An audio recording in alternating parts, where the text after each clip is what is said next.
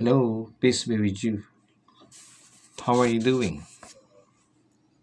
We are now in the third Sunday after Easter, and reading, especially the first reading, reminds us that we are only strangers and pilgrims of this world. Meaning to say, we are only temporary in this world. But it seems that people forget who they are. It seems now the people are only concerned with this life, and they're not minding anymore the eternal life hereafter. For them, YOLO, you only live once. And that's why what is their concern now is the happiness of this world, but never mindful that there is a eternal life to come.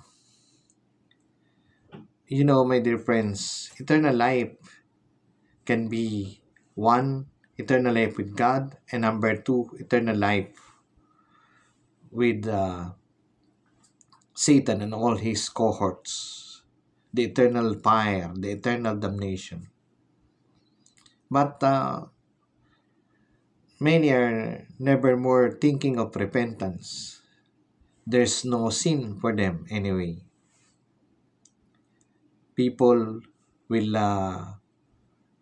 neglect the Sunday Mass, and yet for them, it's not a sin.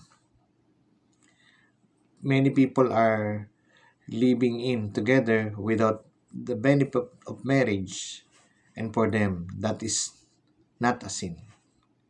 Many are committing abortion, and for them, it is not a sin. Many are employers who are not giving enough wages, and for them, it is not a sin. But my dear friends, we are only strangers and pilgrims of this world. Therefore, we are prepared for eternity. And that's why we cannot just live as if we only live once. Remember, my dear friends, you have a soul to save, a hell to avoid, and a heaven to attain. God bless you.